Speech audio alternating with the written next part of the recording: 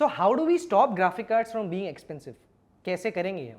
So NVIDIA and AMD decided to launch two new graphic cards which will definitely not be expensive. Watch this video to find out how.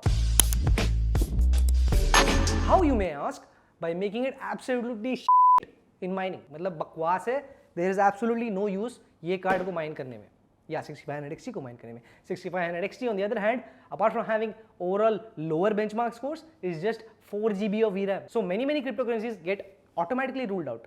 Now with the RTX 3050, the hash rate is so low, almost 1650 low, that it would take you 5 years at the current price to actually get an ROI out of it.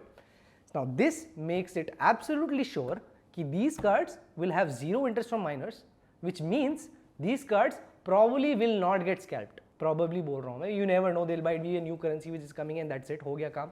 Normally we would be saying things like this in the conclusion, but I'll say it up front. You better buy the RTX 3050 instead of the 6500 XT. Simply because it has more VRAM, it has DLSS, it has RTX, it has reflex, it has हाँ ये सब मसाला है. NVENC encoder भी है.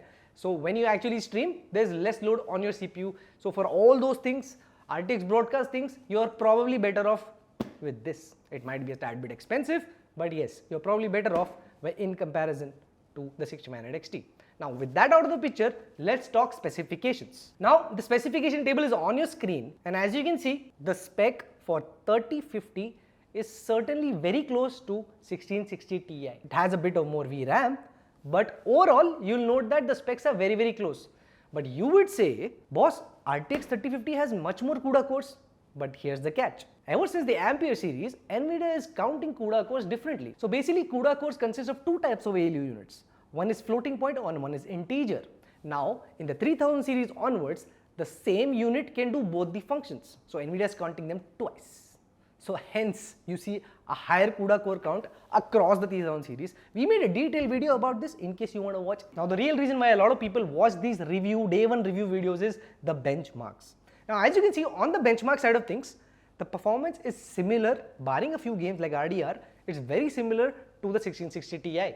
In fact, it almost looks as if this card is a 1660 Ti with RTX enabled and a little bit of extra VRAM slapped on it. Now that makes us wonder कि इतनी देर क्यों लगा दी NVIDIA ने 1660 Ti को कम hash rate करके RTX डालने में. So the 3000 series actually launched in September of 2020. Now it's been a while till the 50 series of card actually came out. In previous generation, this used to be 5 to 6 months tops. So this actually makes us wonder ki, was there really shortage or NVIDIA wanted the higher SKUs to move first and then come up with the lower end SKUs? We'll never know. Now before we head into the conclusion, I'll just leave this table on your screen for those people who really love seeing synthetic benchmarks. Not that it makes a difference. You will find out why in the conclusion. So yeah, NVIDIA announced on their website that this is going to cost close to rupees 22,000. Now as we know already, and we have cards from all vendors. By the way, thanks to Zotac for providing an early review unit so we can actually make this video. So we know the pricing for every card out there. It's going to be between 28,000 to 35,000 depending on the variant. So yeah, it is not far away from MSRP. It is absolutely shit for mining. It has 8 GB of VRAM.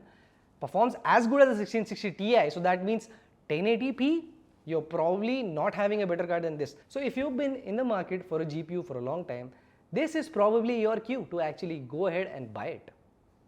Ting! Follow us for more. Check out other videos on our channel. Cheers. Thank you for watching.